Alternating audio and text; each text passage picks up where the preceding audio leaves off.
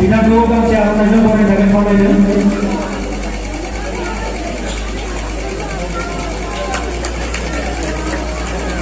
बेनि उनाव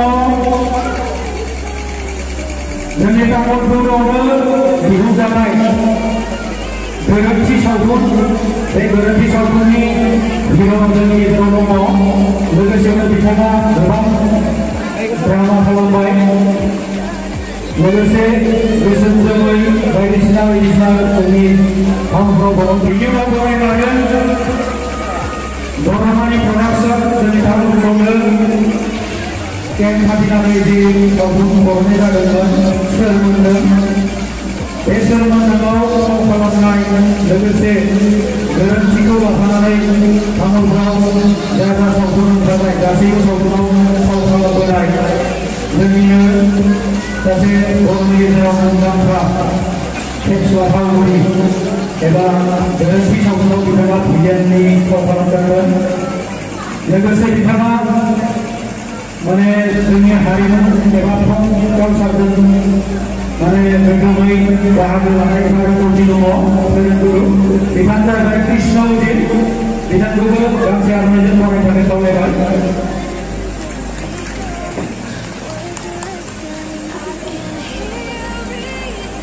बेनि उनाव बरायनानै सलमान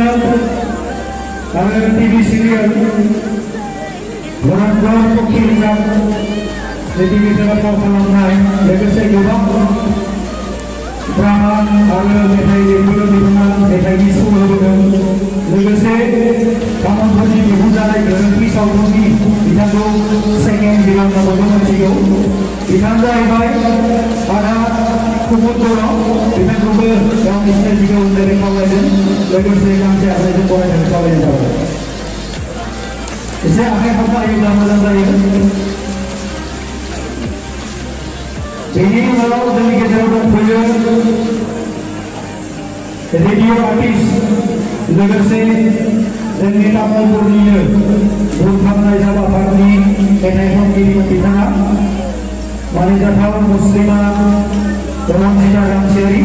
बिथांखौबो गावनि सिनायथिखौ होननानै खावलायदों। लोगोसे गांसे आर'नाइजों बरायनो खावलायनाय जाबाय।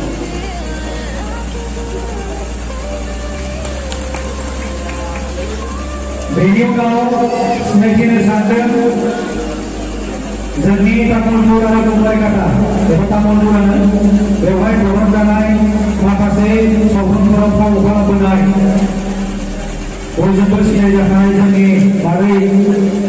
अनिमा नार्जारी, बिथांखौबो गावनि सिनायथिखौ लानो थाखाय खावलायदों। लोगोसे गांसे आर'नाइजों बरायनो खावलायबाय। बेनि उनाव बरायनो सानदों तामुलपुर जिल्ला बिसानि बारग' आफादगिरि, लोगोसे बिथाङा माखासे सावथुनाव फाव खालामदों। लोगोसे बर'नि गेजेराव जा थियेटारफोर दङ बे थियेटारफोराव बिथाङा फाव खालामबोनाय महरगिरि, बिथाङा जाबाय मानगोनां नारायण स्वर्गीयारि, बिथांखौबो गावनि सिनायथिखौ लानानै खावलायनाय। लोगोसे गांसे आर'नाइजों बरायनो खावलायदों।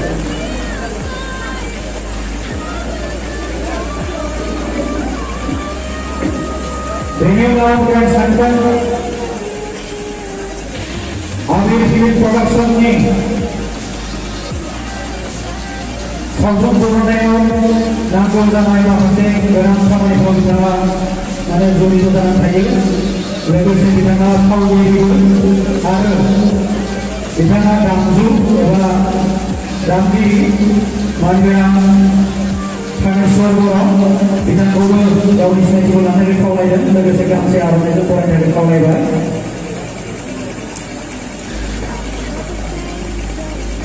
साबायखर थाबाय साफ्रोमबो महरगिरि, मेथाइ खनगिरि आरो दामगिरि बिथांमोननिसिम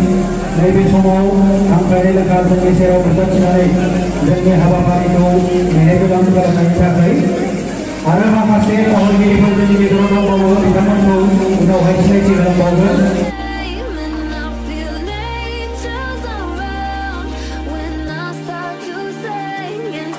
लेखा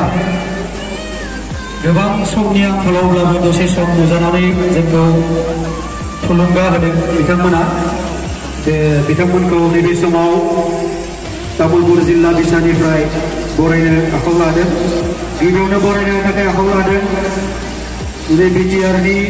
CM सार प्रमोद बर'नि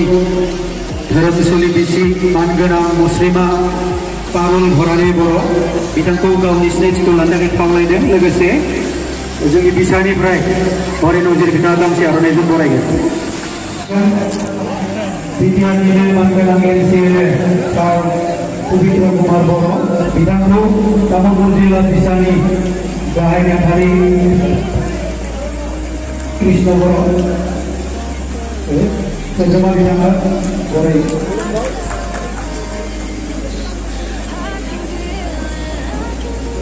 साबायखर थाबाय बे समाव जोंनि गेजेराव फैनानै सिनायथिखौ लानाय आरो जोंनि बरायजानायनि थाखाय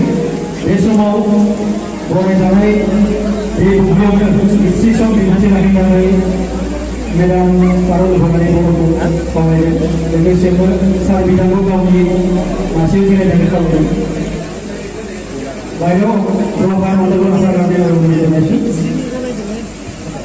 नमस्कार পোনপ্ৰথমতে আজি এই সুন্দৰ অনুষ্ঠানটোত উপস্থিত থকা শ্ৰদ্ধেয় ৰাইজসকল আৰু যি তামোলপুৰৰ আমাৰ চিনেমা এছ'চিয়েশ্যনৰ কৰ্মীবৃন্দসকল সকলোকে আৰু বিভিন্ন উপস্থিত বন্ধু বান্ধৱসকল ফিল্ম লাইনৰ লগত জড়িত ব্যক্তিসকল মোৰ ফালৰ পৰা প্ৰথমতে সকলোকে সম্ভাষণ জনালোঁ আজি এনেকুৱা এটা অনুষ্ঠানত উপস্থিত হ'ব পাই মই নিজেও নথৈ আনন্দিত ফিল্ম দেখি থাকোঁ আমিও কিন্তু ব্যক্তিগতভাৱে বহুতকে লগ নাপাওঁ কিন্তু এনেকুৱা যদি সৰু সৰু অনুষ্ঠানবিলাক পাতি থকা যায় তেতিয়া হয়তো যি উদ্দেশ্য যে সকলোকে লগ পোৱা গেট টুগেডাৰ গতিকে এনেকুৱা এটা অনুষ্ঠান পতাৰ বাবে মই কৰ্মীবৃন্দসকলক মোৰ ফালৰ পৰা শুভেচ্ছা জনালোঁ আৰু অনাগত দিনত বড়ো ফিল্ম ইণ্ডাষ্ট্ৰীৰ উজ্জ্বল ভৱিষ্যত কামনা কৰিলোঁ যাতে উন্নতিৰ শিখৰলৈকে উঠি যাব পাৰে বড়ো ফিল্ম ইণ্ডাষ্ট্ৰী আৰু বিটিআৰ গভৰ্ণমেণ্টেও এই ক্ষেত্ৰত বিভিন্ন সহায় সহযোগিতা আগবঢ়াই আছে এই বিষয়ে মই বেছি নকওঁ মই চৰকাৰৰ কোনো অংশীদাৰ বা বিষয়ববীয়া নহয় আমাৰ আছে বেলেগসকলে হয়তো জনাব গতিকে মই একেবাৰে চমুকে এইখিনিয়ে ক'ব বিচাৰোঁ যে অনাগত দিনত বড়ো ফিল্ম ইণ্ডাষ্ট্ৰীৰ উন্নতি কামনা কৰি মই চমু বক্তব্য সামৰণি মাৰিলোঁ ধন্যবাদ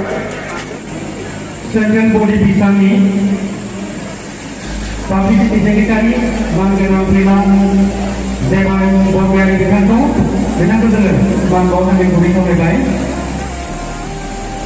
jadi nama dengan Bangkana Guwahati District Pitani Apat Kiri Bangkana Torong Boro Bintang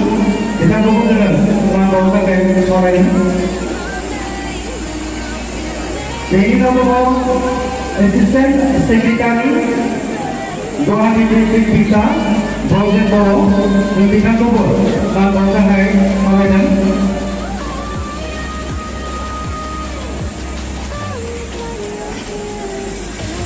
Dari Boro, Guwahati District Pita ni Vice President, Moham Boro Bintang, dan Bintang Kubur, dan Bangsa Hai Bintang Hai. Dari Boro, Moham Boro Tersaran Secretary. Guwahati District Pita, Dini Boro, Zohan Boro, Bintang Kubur dengan Bangsa yang diperoleh Hawaii. Dini Boro, Organizing Secretary, Guwahati District Pita, Robina Boro, Bintang Kubur dengan Bangsa yang diperoleh Hawaii. Dini Boro, Zeni Bisami, Central Body, Manganak Signitor,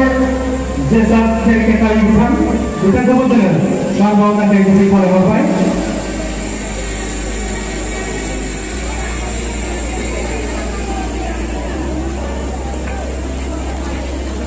Jangan sampai kelas ini juga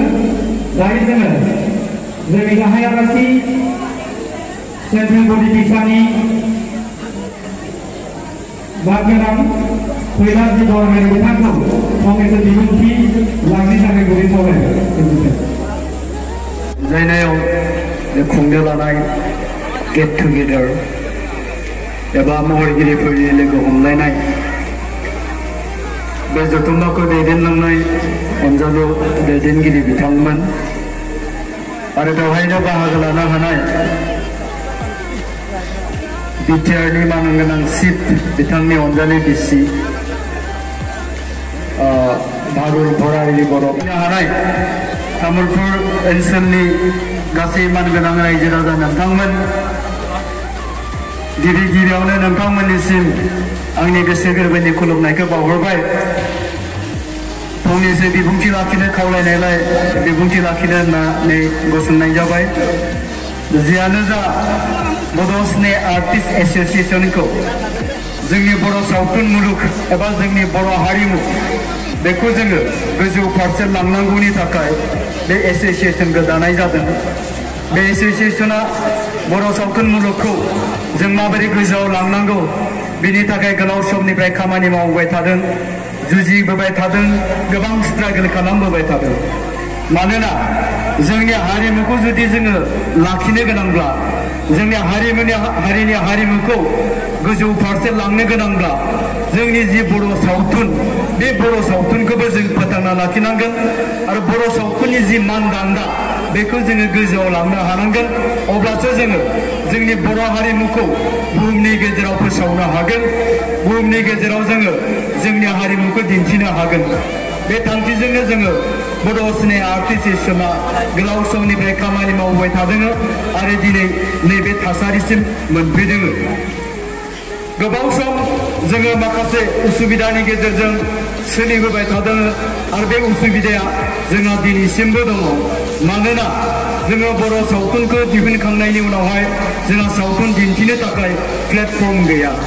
जायनि थाखाय माखासे प्रडिउसारफ्रा माखासे सावथुन दिहुनगिरिफ्रा सावथुन दिहुननायनि फैसाखौ मोनफिननो हाया आरो जायनि थाखाय उननि समफ्राव सावथुन दिहुननायनिफ्राय जानगाराव थानो गोनां जादों आरो बियो मोनसे जोंनि महरगिरिफोरनियाव गोहोम खोख्लैदों गोहोमा ओरैजाय जुदि जोंनि हारिमुखौ जों फोथांना लाखिनो गोनांब्ला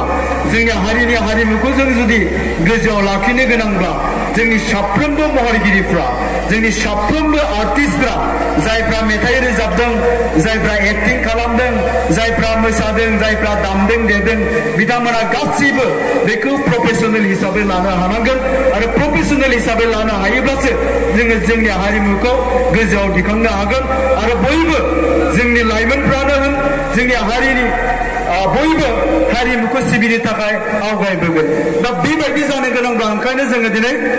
गिबियावनो जितु जोंनि सावथुन बे सावथुना डेभेलप जानांगोन आरो बे सावथुनखौ दिन्थिनो थाखाय जोंनो प्लेटफर्म नांगोन जोंनि एक्सपिरियेन्स दङ जोंहा जायफ्रा बर' सावथुन दिहुनदों जायफ्रा एक्टिं खालामदों जायफोर डाइरेक्टर बिथांमोनहा मोनसे बिराद गिदिर एक्सपिरियेन्स दङ बे एक्सपिरियेन्सआ जाहैबाय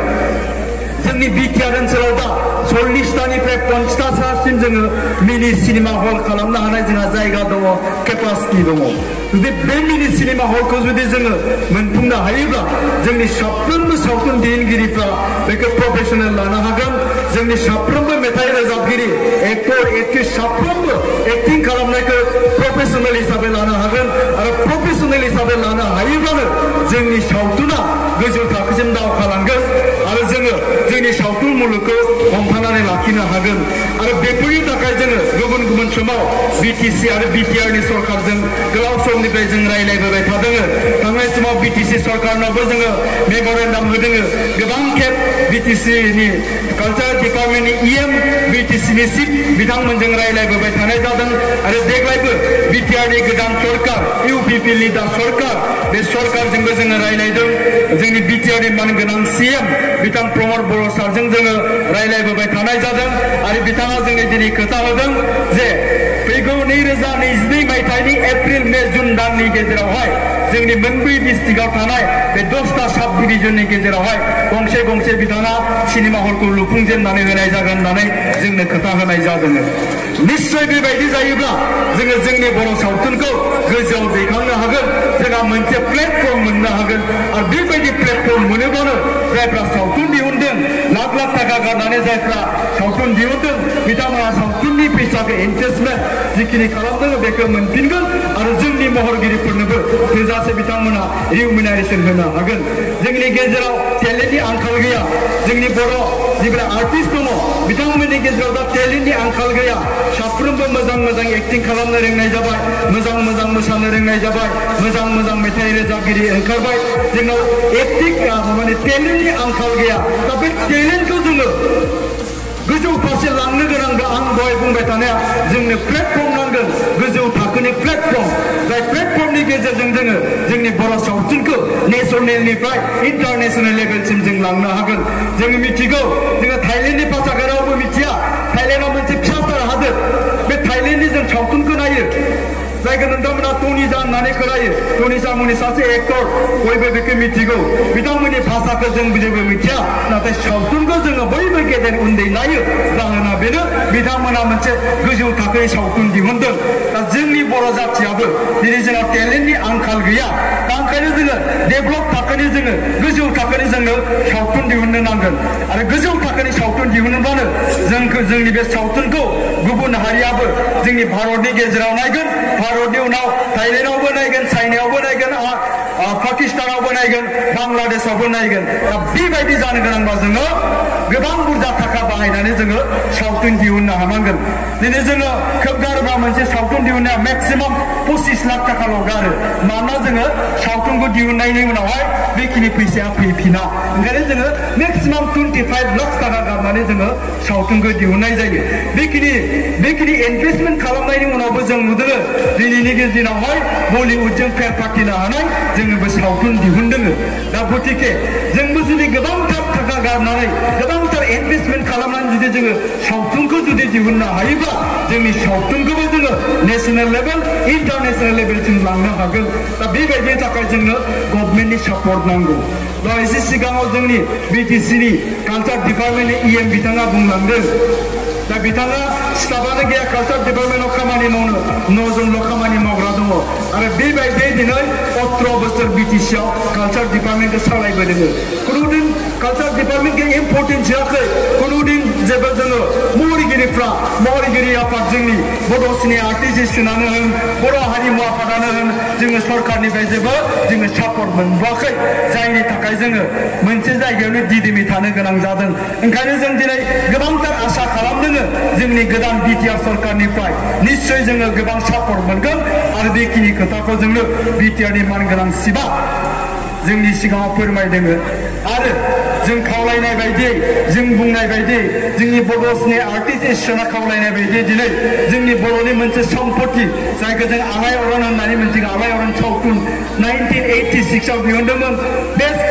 रिजनेल फिल्म एवार्ड मोननो हानाय जादोंमोन बे सावथुनखौबो जोङो सिगांनि सरकारखौबो खावलायदोंमोन बे सावथुनखौ जोंनि गेजेराव लाबोफिननांगौ होननानै नाथाय बिथांमोना जेबो खोमा लाखिसै बेखायनो गोदान सरकारखौबो जों खावलायनाय जादों आरो जों खावलायनाय बायदियैनो गोदान सरकारा जोंनो मोनसे आफाद दानानै होदों बे जाहैबाय गोजाम बर' सावथुन आरो बर' मेथाइ लेभेलसिम लांनांगौनि थाखाय जोङो समायखिरा लादों आरो खामानि मावबाय थागोन आरो बेबायदि जानो गोनांबा जोंनो सरकारनि जेब्लायबो सापर्टखौ नांगोन दा बेखिनियावनो मोनसे खोथाखौ बुंनो सानदों जिहेतु बयबो मिथिखानाय हिसाबै जे आं बुंनो नागिरदों दाख्लै बावैसो साननैसो सिगां जोंनि गेजेराव माखासे दावराव जादों माखासे आर्टिस्टफोरखौ लानानै माखासे आर्टिस्टफोर जायफ्रा माने एन्टि ससियेल खामानियाव लोब्बा थादों आरो गोबां हाइलाइट जादों भाइरेल जादों दा बिनि उनावहाय जोंखौ गोबां मानसिफ्रा गाज्रि रावजों सोंखारिदों बड' सिने आर्टिस्ट एसोसिएसनखौ रायदों फैलाखौ रायदों गुरु पबित्रखौ रायदों सोरबा मेन्डेलाखौ रायदों जायखौ मिथिगौ बिथांमोनखौ मोजां गाज्रि रायदों जोंनि माबायाव वाट्सएपआव गाज्रि मेसेज हरदों नोंसोरो समाजखौ गाज्रि खालामसिगोन सिनेमानि मानसिफ्रा बायदिसिना खोथा बेखायनो जोङो जोंनि आफादनि रुल एन्ड रेगुलेसन माखासे डिसिप्लिन बायदियै जोङो मा खालामनाय जाबाय बैसोर आर्टिस्टखौ जोङो एक्सपेल खालामनाय जादों बेखिनि समावनो जों बुंखादोंमोन जोंल' खालामबा जानाय नङा जोंनो रायजो राजाफ्राबो सापर्ट होनांगोन रायजो राजाफ्राबो गनायनानै लानो हानांगोन जोंनि एक्सपेल खालामबाय रायजो राजाफ्राबो एक्सपेल खालामनो हानांगोन बेखिनि खोथाखौ जों बुंनाय जादोंमोन नाथाय दुखुनांथाव लाजिनांथाव बाथ्रा जोंनियाव मा मोनसे मेसेज फैदों आंनियाव दाबो दं बेहाय गसाइगावनिफ्राय फैदों मेसेजआ मोनसे फेन क्लाब गेमस्रि दैमारि फेन क्लाब गेमस्रि दैमारि लं लिभ होननानै जोंना आंनियाव मेसेज हरदों लाजि फोनांहरदों नै नोंसोर जायखौ एक्सपेल खालामदों जों बेखौ लं लिभ होदों बेखौनो जों बरायनानै लाबोदों होननानै बुंहरदों बेसेबां लाजिनांथाव आरो दुखुनांथाव दा अब्ला नोंथांमोनानो जुदि गनायदोंबा रायजो राजायानो गनायनो हादोंबा समाजानो गनायनो हादोंबा जोंखौ रायनायाबो ओंथि गैया नाथाय जोङो बुंगोन जोंनि आर्टिस्टफोरनि गेजेराव बेफोरबायदि आर्टिस्ट ओंखारोब्ला जों बेखौ मालाबाबो जायगा होनाय नङा नोंथांमोना जायगा होयोब्ला बे नोंथांमोननि बाथ्रा समाजा जायगा होयोब्ला बे समाजनि बाथ्रा खिन्थु जोङो बड' स्नेह आर्टिस्ट एसोसिएसनाव बेखौ जों जायगा होनाय नङा मानोना बेबायदि खालामनाय जायोबा जोंनि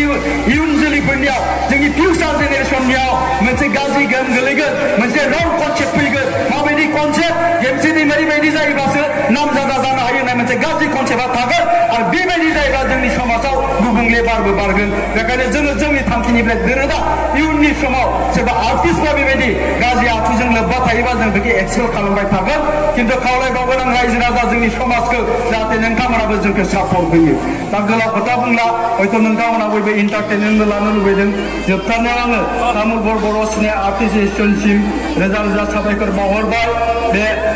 हाबाफारिखौ लानायनि थाखाय हाबाफारियाव लेंहरनायनि थाखाय जोबथारनायाव मोनसे खोथा बुंबावनो सानदों गोसोआव गोलैनायनि थाखाय आथिखालाव जोंनि बर' सावथुन मुलुगनि सिजन जोंनिया सिजनेलसो नालाय जों फुजासो नागिरनानै जों बे सावथुनखौ दिन्थियो जोंनियाव बिराद गिदिर मोनसे प्रब्लेम जाबाय थादों बे प्रब्लेमा जाबाय मा सिनेमा दिन्थिनो गोबां जायगायाव जोंखौ एडमिनिस्ट्रेसना एलाउ होआखै दा बेखायनो जोंनियाव फन फैबाय थायो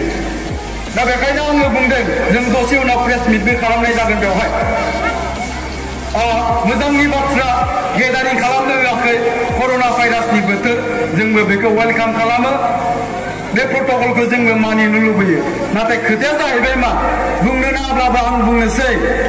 दाखालि भबानिपुर समस्तियाव हिमन्त बिश्व शर्माया 6-7 हाजार मानसिफोरखौ गेदारिं लानानै मिटिं खालामबाय बे कर'ना भाइरास जाया नामा हाथाय बाजार खुला जाबाय बे कर'ना भाइरास गैया नामा दा बेवहाय गेदारिं जाबाय बे कर'ना भाइरास गैया नामा साननि इस्युना इलेक्सननि हाजार मानसिफोरखौ लानानै गेदारिं खालामगोन बे कर'ना भाइरास जाया नामा दा बेखायनो आङो प्रशासनखौ बुंगोन एडमिनिस्ट्रेसनखौ बुंगोन जोङो थांनाय समफ्रावबो गोबां सम लकडाउन जानानै थानानै जोंनि महरगिरिफ्रा गोबां खहा जादों गोबां जोङो गाज्रि थासारि जोंहा मोगा मोगि जानो गोनां जादों जायफोर मेथाइ रोजाबगिरिफोर दङ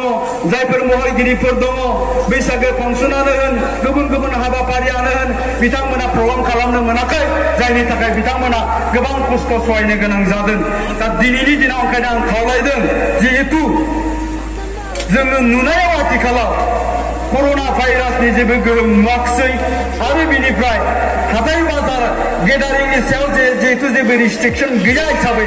बेखायनो जोंबो बड' स्नेह आर्टिस्ट एसोसिएसननिफ्राय जोंनि एडमिनिस्ट्रेसनखौ खावलायगोन जाहाथे नोंथांमोना बाजारखौ जेरै खालामनो होदों जाहाथे नोंथांमोना बे इलेक्सननि केम्पेइनखौ जेरैबायदि खालामनो होदों